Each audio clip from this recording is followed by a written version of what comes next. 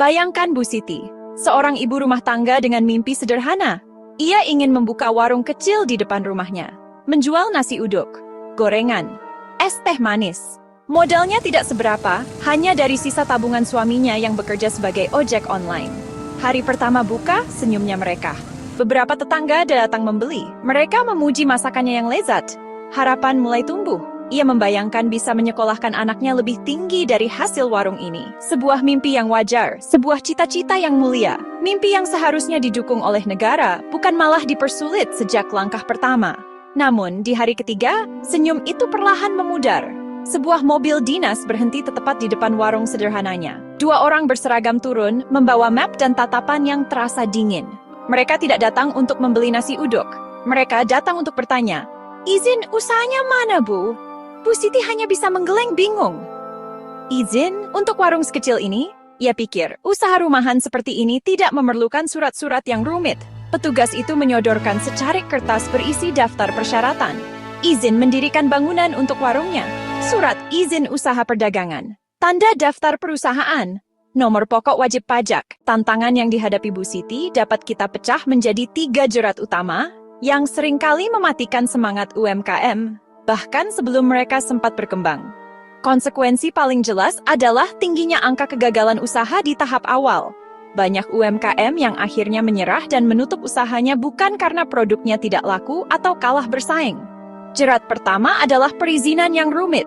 Bagi pengusaha besar, mengurus izin mungkin hanya bagian dari prosedur. Mereka punya tim legal dan sumber daya yang cukup.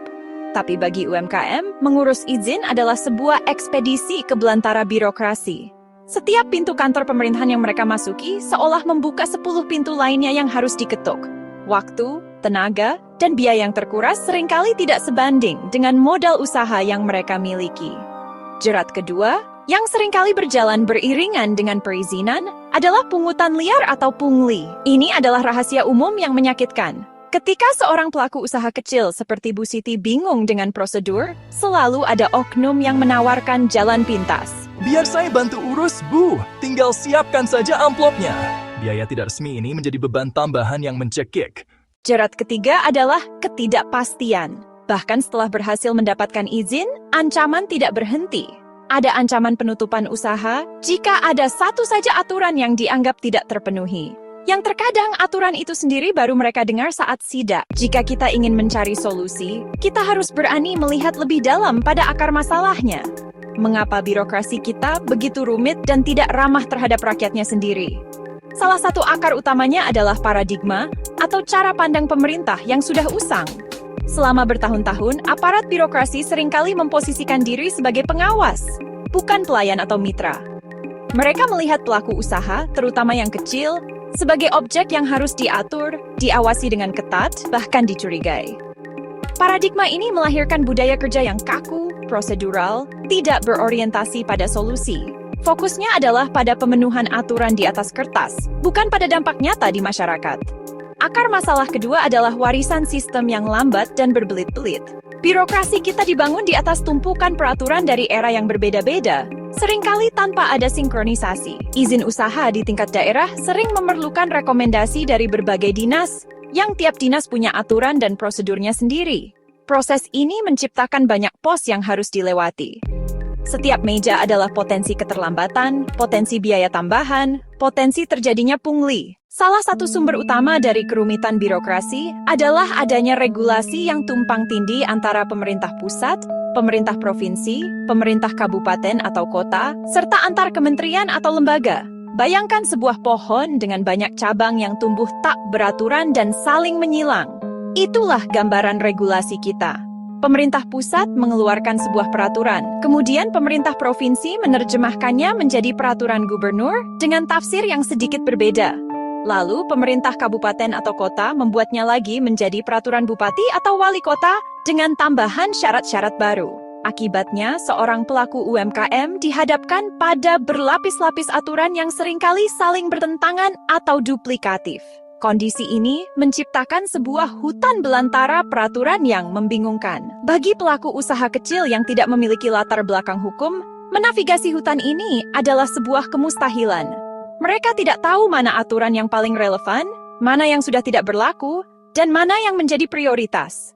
Akhirnya, mereka menjadi sasaran empuk bagi oknum yang memanfaatkan kebingungan ini untuk mencari keuntungan pribadi. Dampak dari sistem yang rumit ini sangat nyata dan terasa langsung di tingkat akar rumput.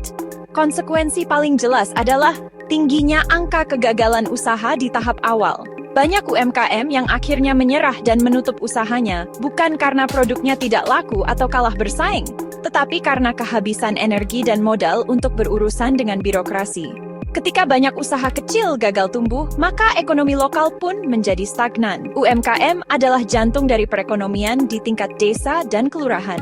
Mereka menggerakkan perputaran uang, menyerap tenaga kerja tetangga, membeli bahan baku dari pemasok lokal.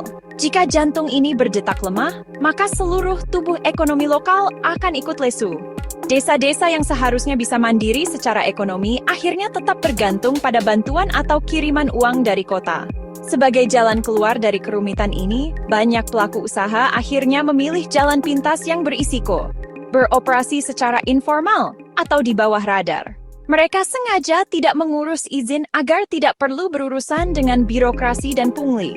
Pilihan ini membuat mereka bisa bertahan sementara, tetapi juga membatasi ruang gerak mereka. Tidak bisa mengakses pinjaman modal dari bank, tidak bisa mengikuti tender pengadaan pemerintah, tidak bisa memperluas pasar ke toko-toko modern. Kita seringkali hanya fokus pada dampak ekonomi, namun kita lupa ada sisi lain, dampak psikologis pada para pelaku usaha.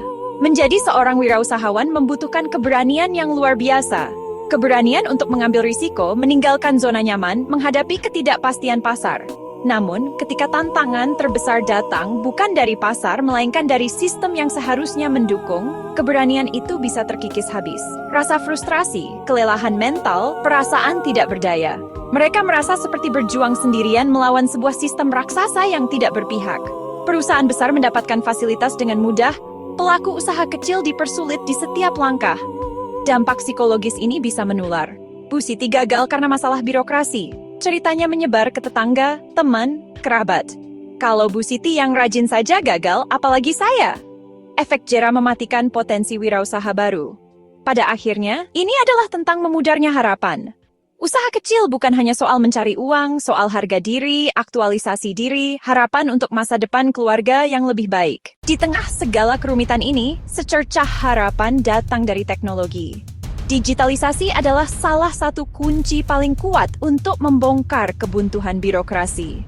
Bayangkan sebuah sistem perizinan yang sepenuhnya online, seperti sistem online single submission yang terus disempurnakan. Bu Siti tidak perlu lagi datang ke banyak kantor, berhadapan dengan banyak petugas, menghabiskan waktu di jalan.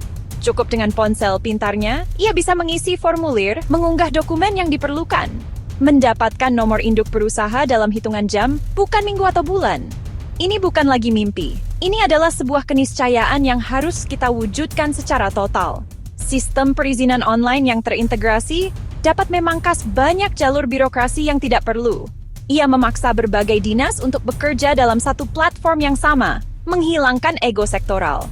Transparansi juga meningkat secara drastis. Yang terpenting, sistem digital ini meminimalisir pertemuan tatap muka antara pemohon dan petugas yang selama ini menjadi celah utama terjadinya praktik pungutan liar. Mesin tidak bisa disuap dan sistem tidak punya uang lelah. Solusi teknologi harus berjalan seiring dengan perubahan paradigma yang fundamental di tubuh pemerintah. Aparat birokrasi harus berhenti melihat dirinya sebagai pengawas yang angker dan mulai bertransformasi menjadi mitra yang mendukung. Peran mereka bukan lagi mencari-cari kesalahan, tetapi membantu mencari solusi. Ketika seorang petugas datang ke warung Bu Siti, pertanyaan pertamanya seharusnya bukan, mana izinnya? Melainkan, apa yang bisa kami bantu agar usaha ibu semakin maju dan sesuai aturan? Untuk mendorong perubahan ini, sistem insentif bagi birokrat harus diubah. Kinerja seorang aparat di dinas terkait UMKM jangan lagi diukur dari berapa banyak izin yang dikeluarkan atau berapa banyak penertiban yang dilakukan. Ukurlah kinerja mereka dari berapa banyak UMKM di wilayahnya yang berhasil naik kelas, berapa banyak omzet mereka yang meningkat, berapa banyak tenaga kerja baru yang terserap. Jadikan keberhasilan UMKM sebagai indikator kinerja utama bagi para birokrat. Dengan begitu, mereka akan memiliki kepentingan yang sama dengan para pelaku usaha. Sama-sama ingin sukses. Salah satu bentuk kemitraan yang paling dibutuhkan adalah dalam hal regulasi pajak. Paradigma pajak dulu, untung kemudian harus diubah total. Terapkan aturan yang pro pertumbuhan. Berikan masa tenggang pajak bagi usaha yang baru berdiri, 1 tahun, 2 tahun. Setelah itu, terapkan tarif pajak final yang rendah dan sederhana, misalnya 0,5% dari omzet dengan implementasi yang lebih mudah dan tanpa ancaman denda yang memberatkan di awal. Pajak seharusnya menjadi kontribusi dari keuntungan, bukan beban yang membunuh usaha. Melihat semua kerumitan ini, mudah untuk merasa pesimis. Namun, kita tidak boleh menyerah pada keadaan. Mengubah sistem yang sudah mengakar puluhan tahun memang tidak mudah, tetapi bukan berarti tidak mungkin. Setiap langkah perbaikan, sekecil apapun, adalah kemajuan. Semangat untuk berubah sudah mulai terlihat. Inisiatif seperti sistem OSS, program pendampingan UMKM, berbagai upaya penyederhanaan regulasi adalah bukti bahwa kesadaran akan pentingnya masalah ini sudah ada di tingkat pemerintah. Kini, yang dibutuhkan adalah akselerasi, konsistensi, dan pengawasan yang ketat dalam pelaksanaannya. Perubahan ini bukan hanya tanggung jawab pemerintah. Kita semua, sebagai masyarakat, media, dan konsumen, memiliki peran. Kita bisa mendukung dengan cara membeli produk-produk UMKM lokal. Kita bisa ikut mengawasi dan melaporkan jika melihat ada praktik yang tidak benar. Media bisa terus menyuarakan kisah-kisah seperti Bu Siti, bukan untuk menyudutkan, tetapi untuk mendorong perbaikan. Bayangkan sebuah Indonesia di masa depan. Sebuah Indonesia di mana setiap orang yang punya mimpi dan keberanian untuk membuka usaha seperti Bu Siti akan disambut dengan karpet merah oleh negara. Di mana izin bisa didapat semudah memesan makanan online. Di mana petugas pemerintah datang sebagai sahabat yang memberi solusi, bukan sebagai momok yang menakutkan. Para pelaku UMKM adalah pahlawan sejati ekonomi kita. Mereka adalah bukti nyata dari ketangguhan, kreativitas, dan semangat juang bangsa Indonesia. Mereka tidak meminta banyak. Mereka hanya meminta sebuah kesempatan yang adil, sebuah sistem yang mendukung, dan sebuah negara yang hadir sebagai mitra. Memberikan hal itu kepada mereka bukanlah sebuah kebaikan, melainkan sebuah keharusan. Karena ketika jutaan UMKM di seluruh negeri bisa tumbuh dan berkembang tanpa hambatan, maka sesungguhnya yang sedang kita bangun adalah fondasi kemakmuran Indonesia yang sejati dan merata. Perubahan itu mungkin, dan harus kita mulai dari sekarang.